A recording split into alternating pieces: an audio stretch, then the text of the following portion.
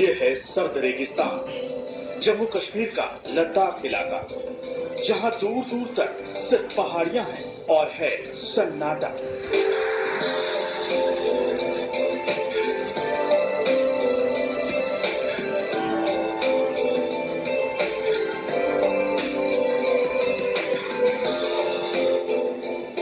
जहां इंसान का नामो निशान खोजने के लिए भी मीलों का सफर तय करना पड़ता है।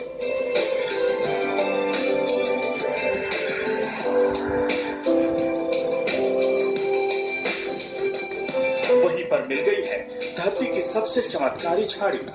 इसे लद्दाख में पाया गया है वो पौधा जो इंसान को नई जिंदगी, नई ताकत दे सकता है।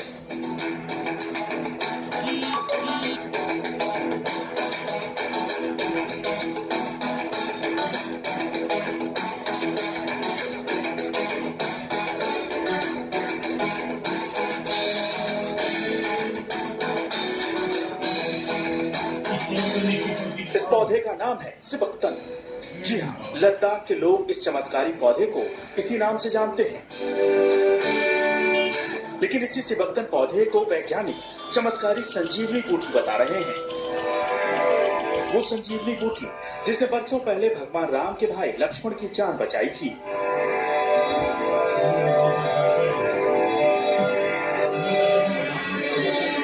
यही है संजीवनी बूटी।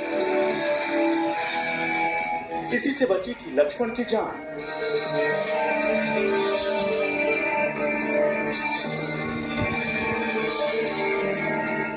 संजीवनी बूटी के इसी पौधे को नहीं पहचान पाए थे हनुमान।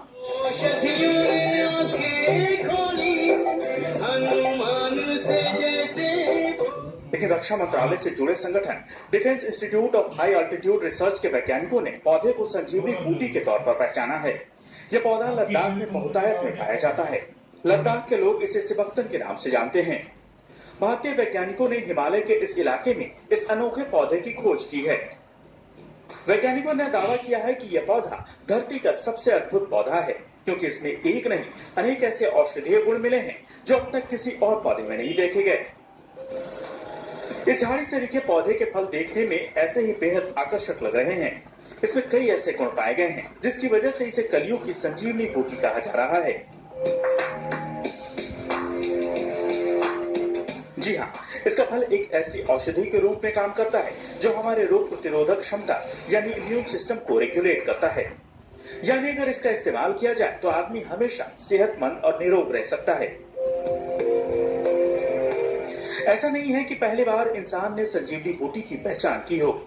दरअसल लेह लद्दाख जहाँ की पहाड़ियों में ये पौधे उगते हैं, वहाँ इस पौधे को लोग अच्छी तरह पहचानते हैं और इसका इस्तेमाल भी करते हैं। लेकिन इस बात से अनजान है कि ये वैसा ही पौधा है जैसा कि संजीवनी बूटी का होता है। स्थानीय लोगों को इसके चमत्कारी गुणों के बारे में ज्यादा कुछ पता नहीं है। वैज्ञानिक कहते हैं कि धरती पर संजीवनी की उत्पत्ति 30 खरब साल पहले हुई थी। ये पौधा हर तरह से मौसम की मार झेलने में सक्षम है। इसके फल का सेना के कई जवान कई साल से इस्तेमाल कर रहे हैं। इसके फलों से जूस, जैम और च्यवनप्राश बनाया जाता है। सिबक्तन में ओमेगा फैट भी पाया जाता है जो सेहत के लिए फायदेमंद होता है।